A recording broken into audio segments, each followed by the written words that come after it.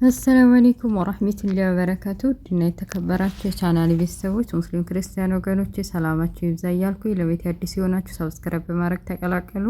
ነባሮች ደግሞ ላይክ ሸር ማድረጋችሁን እንዳትረሱ። ስለምታበረታቱ ከልብ ነው የማመሰግነው።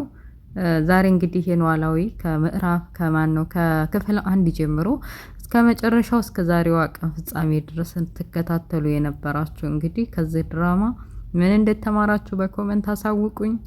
እንግዲህ ህይወት እንደዚህ ናት። በቃ ሀና ለህፃንነቷ ተጥላ ቤተሰብ እንግዲህ አክሱም እዛ ወስደው አቶ ኖላዊ ነው ልጃቸው እንደ ልጃቸው አድርጎ ሲያሳድጋት የነበረው። እሷም እንደ ልጅ ሁና አንድ አባቷ ቆጥራ አሁን አንዳንዶች አሉ እንደው ምን ትማሩበታላችሁ? እኔ ስለ ድራማው ልተርክ ሳይሆን እዚህ የመጣሁትኝ ተድራማው ምንድነው የተማራችሁት?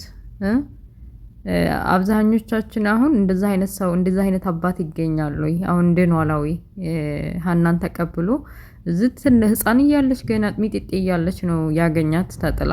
ከዛ ሳደጋት እዚህ ደረጃ እስከምትደርስ ድረስ አባትነቱን ሳይክድ ባይወልዳትም ትልቅ ደረጃ ድርሷታልና ከጎኗ ሆኖ ችግር ሀዘን መከራ ሲበዛ እሷም ደግሞ ተደሴ ታመው ሲመጡ ያው እነ ወይዘሮ ሜላት እናትና አባቷ ለመሆኑን ሳታቅ በፊት እነሱ ቤት ሰራተኛ ሆና ተቀጥራ እየሰራች ነበር እና አቶ ኖላዊን ለማሳከም ብዙ ጣውረዶችን አሳልፋለች። ከዛ በተረፈ ደግሞ እኛ ዱርዬንን ብለን የምንስላቸው ሰዎች እነ ተምቹ እና አሲር እንግዲህ ሌባ ነበሩ መጀመሪያ ሲገናኙ በሞባይሏን በመስረቅ በዛ ምክንያት ነው የተገናኙት።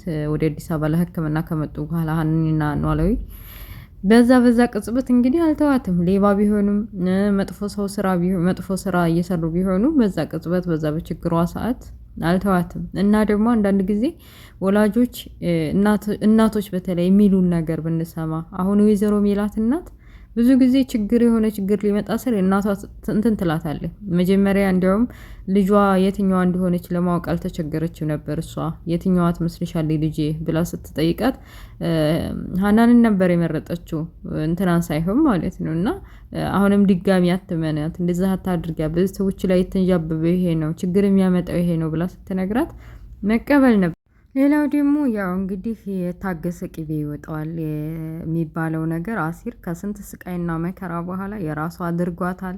2 አፍቃሪ መጣ 3 አፍቃሪ መጣ። እንግዲህ በመጨረሻ ከልቡ የሚያፈቅርና የእሷን ስሜት ተረድቶ እሷ የምትፈልገው ይቅደም፣ እሷ የምትመኘው አይነት ወንድ የፈለገችውን ታግባ ብሎ እሱ እያፈቀራትን ቢሆን ካጠገቧ ሳይርቅ በችግሯ ሰዓት ከጎን ሆኖ መጨረሻ ላይ ግን የራሷ አድርጓት አለ እና ደስ ነው የሚለው።